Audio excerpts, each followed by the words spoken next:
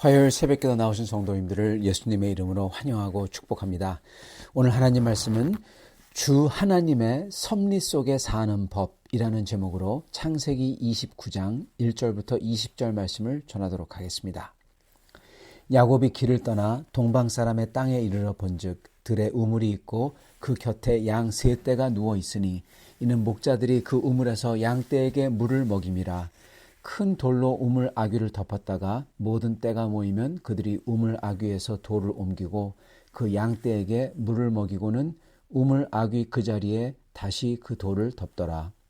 야곱이 그들에게 이르되 내 형제여 어디서 왔느냐? 그들이 이르되 하란에서 왔노라. 야곱이 그들에게 이르되 너희가 나홀의 손자 라반을 아느냐? 그들이 이르되 아노라. 야곱이 그들에게 이르되 그가 평안하냐? 이르되 평안하니라. 그의 딸 라헬이 지금 양을 몰고 오느니라. 야곱이 이르되 해가 아직 높은즉 가축 모일 때가 아니니 양에게 물을 먹이고 가서 풀을 뜯게 하라. 그들이 이르되 우리가 그리하지 못하겠노라. 때가 다 모이고 목자들이 우물 아귀에서 돌을 옮겨야 우리가 양에게 물을 먹이느니라. 야곱이 그들과 말하는 동안에 라헬이 그의 아버지의 양과 함께 오니 그가 그의 양들을 치고 있었기 때문이더라. 야곱이 그의 외삼촌 라반의 딸 라헬과 그의 외삼촌의 양을 보고 나아가 우물 아귀에서 돌을 옮기고 외삼촌 라반의 양떼에게 물을 먹이고 그가 라헬에게 입맞추고 소리내어 울며 그에게 자기가 그의 아버지의 생질이요 리브가의 아들됨을 말하였더니 라헬이 달려가서 그 아버지에게 알림해 라반이 그의 생질 야곱의 소식을 듣고 달려와서 그를 영접하여 안고 입맞추며 자기 집으로 인도하여 드리니 야곱이 자기의 모든 일을 라반에게 말하매 라반이 이르되 너는 참으로 내 혈육이로다 하였더라. 야곱이 한 달을 그와 함께 거주하더니 라반이 야곱에게 이르되 내가 비록 내 생질이나 어찌 그저 내 일을 하겠느냐? 내 품삯을 어떻게 할지 내게 말하라. 라반에게 두 딸이 있으니 언니의 이름은 레아요 아우의 이름은 라헬이라. 레아는 시력이 약하고 라헬은 곱고 아리따우니 야곱이 라헬을 더 사랑함으로 대답하되 내가 외삼촌의 작은 딸 라헬을 위하여 외삼촌에게 7년을 섬기리이다. 라반이 이르되 그를 내게 주는 것이 타인에게 주는 것보다 나으니 나와 함께 있으라. 야곱이 라헬을 위하여 7년 동안 라반을 섬겼으나 그를 사랑하는 까닭에 7년을 며칠같이 여겼더라. 아멘. 오늘 말씀 제목 주 하나님의 섭리 속에 사는 법 이에 대해서 말씀을 전하도록 하겠습니다. 오늘 보면은 이제 야곱이 베델에서 하나님의 은혜를 받은 다음에 은혜로운 하나님을 만나서 언약을 다 받고 그리고 그 하나님 앞에서 돌단을 쌓고 예배를 드리고 그리고 자기의 기름을 다 붓죠. 그래서 하나님께 언약을 맺죠. 그러고 나서 길을 가죠. 길을 가고 이제 오늘 나오는 이러한 일들이 일어나고 그리고 7년 동안 라반을 섬기게 됩니다. 이걸 보면요. 마치 모세가 이 불타오르는 호렙산 거기서 하나님의 계명을 받고 나서는 이제 광야로 사람들을 데려가는 것 같은 그러한 모습입니다. 사실 모든 신앙생활의 모습이죠. 모든 신앙인의 모습이에요. 이게 무슨 얘기냐면은 베델에서 하나님을 만나고 그리고 하나님의 임재가 임하는 그러한 호렙에서요.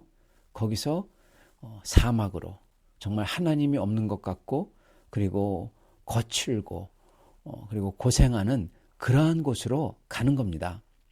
예배에서 우리가 주일날 주의 첫째 날 주일날 예배를 드리고 저희는 일상으로 세상으로 들어가죠.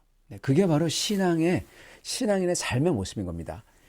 그래서 야곱은 베델에서 그의 길로 일상으로 갑니다.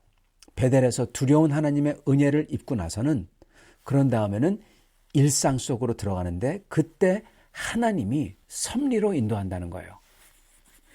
저희가 하나 기억해야 되는 것은 저희는 어떤 사람들은 항상 베델만 원해요. 네, 항상 베델만 원해요. 여러분 야곱도 항상 베델을 살지 않았습니다. 모세도 항상 호렙을 살지 않았어요. 네, 일상을 살았습니다. 그렇지만은 그 일상 속에 더 중요한 것은 바로 하나님이 나와 함께 계신 것을, 하나님께서 섭리로서 나를 인도하는 것을 경험해야 된다는 거예요. 알아야 된다는 겁니다. 그게 더 중요합니다. 어떻게 보면은 예배와 경배, 이 베델이죠. 이게 일상을 살기 위해서 하나님이 힘을 주시는 거예요. 진짜 우리가 해야 되는 일은 사실은 일상에 있는 겁니다.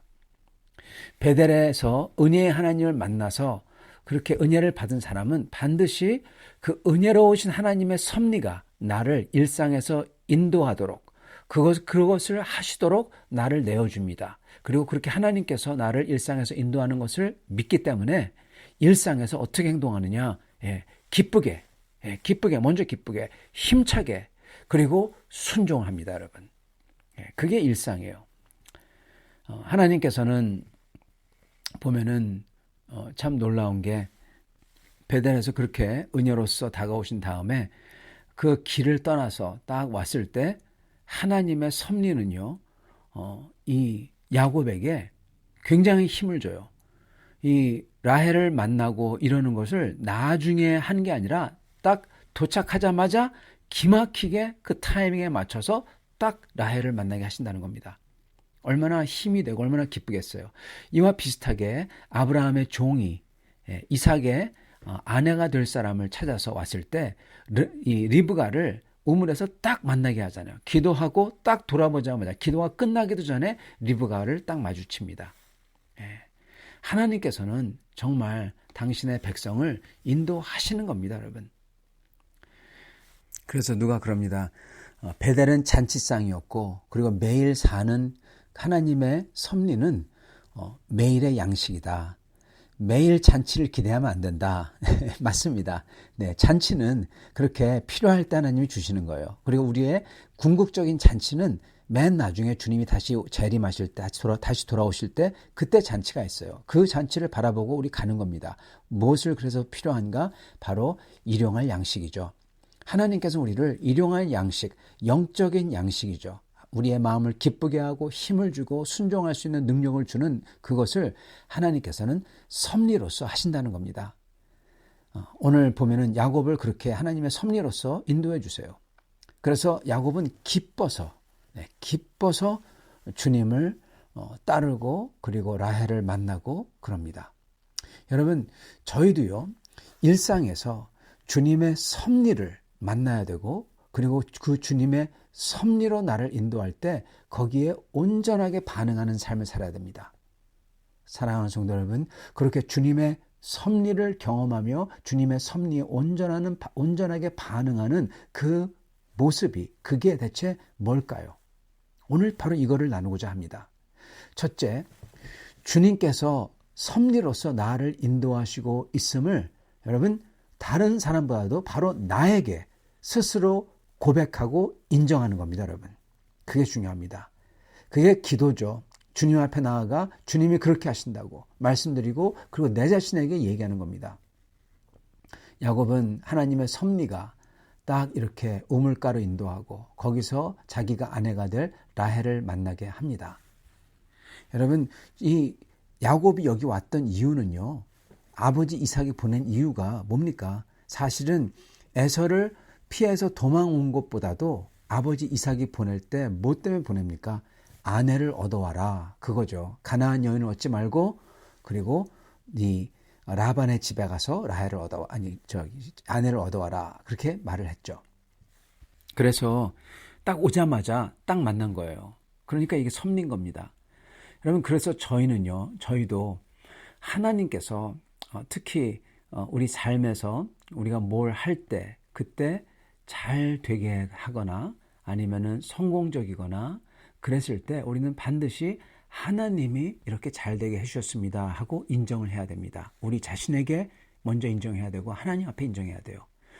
만약에 우리 삶에서 그렇게 잘 되는 게 뿐만 아니라 우리가 실패하거나 아니면은 큰 손해를 보거나 그랬을 때에도 저희는 이게 그냥 일어난 게 아니라 하나님께서 인도하시고 있다는 것을 저에게 스스로 인정해야 돼요. 이게 다 끝난 게 아니라고.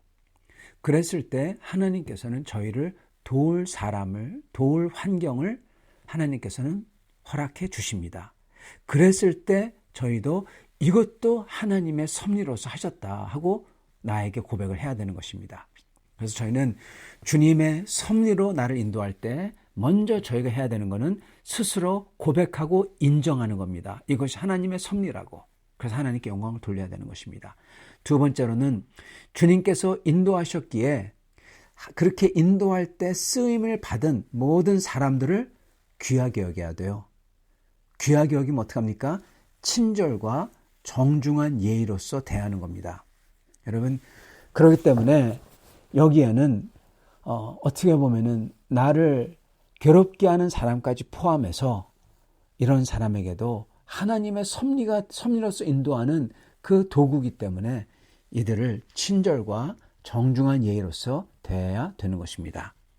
야곱은 그가 만난 목자들을, 그래서 라헬을 알려주고 이렇게 얘기한 모든 목자들에게 아주 정중하게 대합니다. 그리고 세 번째로는 주님의 인도하심을 믿는 마음과 눈을 가지고요, 저희의 모든 상황을 보고 그리고 저희가 만나는 모든 사람을 대하는 겁니다. 다시 한번요. 주님께서 인도하신다. 그것을 믿는 그 믿음을 그 믿는 마음을 가지고 모든 상황을 판단하는 거예요. 주님이 나를 인도하시고 있구나. 그러한 마음을 가지고 모든 사람들을 만나서 같이 대화하면서 행동하는 겁니다. 대체 어떻게 해야지 그러는 건가? 여기 야곱의 경우를 보죠. 첫 번째, 라헬을 만났을 때 야곱이 어떻게 합니까? 그는 믿음으로 감사로 라헬을 대합니다. 그가 라헬을 만나자마자 딱 알죠. 자기는 여기 뭐하러 왔죠? 아내를 구하러 왔잖아요. 라반의 집에서. 근데 라반의 딸이 온다고 그래요. 자기는 라반의 집에 대해서 물어봤는데 그 목자들이 하는 말이 라반의 딸이 온다. 이거 기막힌 거죠.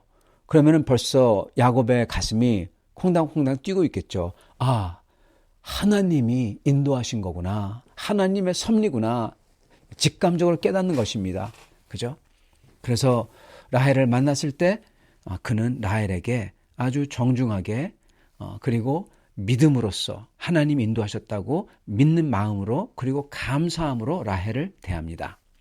이 장면을 보면서 이게 어떻게 감사로 믿음으로 대하는 거냐 생각하실 줄 모르겠는데요. 그 당시 라헬은요, 아마도 이렇게 하는 거지만은 소녀였을 겁니다. 즉 티네이저였다는 겁니다. 고등학생 정도, 고등학생이 안 될 수도 있어요. 아직 결혼할 나이가 아니었다는 겁니다. 그냥 봐도 그냥 어떻게 보면은 그러한 결혼할 만한 그러한 여성이 아니었던 거예요. 그렇기 때문에 무슨 이 야곱이 보고 한눈에 반해서 눈물을 흘렸다. 그게 아닙니다, 여러분. 이 눈물은 하나님께서 이렇게 고생을 하고 나를 인도하셨는데 이렇게 오자마자 하나님께서 준비하신 나의 짝을 만나게 하셨구나. 그 놀람과 감격 때문에, 하나님에 대한 감격 때문에 눈물을 흘리고 있는 겁니다. 이게 어떤 거하고 똑같냐면요, 바로 그 아브라함의 그 종이 우물가에 왔을 때 리브가를 딱 만나게 했을 때 그때 하나님 앞에 탄성을 지르죠. 주님, 하나님께서 하셨다고. 딱 그겁니다. 그래서 야곱이 라헬을 대하는, 이 상황을 대하는 야곱의 모습은 믿음으로 감사로 대하고 있는 것입니다. 그래서 저희도요, 어떠한 상황이나 그리고 사람들을 만났을 때 그게 하나님의 섭리로서 하셨다는 것을 저희가 깨달을 때 반드시 그 믿음으로 그리고 감사함으로써 저희가 그 상황을 대해야 되는 것입니다. 그랬을 때 아름다운 모습이 나옵니다, 여러분. 감사한 사람은 항상 아름다워요. 그렇잖아요? 그래서 믿음으로 감사로 라헬을 만났을 때 대했습니다. 그 다음에 야곱은 라반을 대할 때는 그는 정직과 성실로서 대합니다. 하나님이 여기에 인도하셨으니까, 그렇잖아요? 하나님의 섭리로서 인도했다고 그는 분명히 믿는 거예요. 그러니까 어떻게 하냐?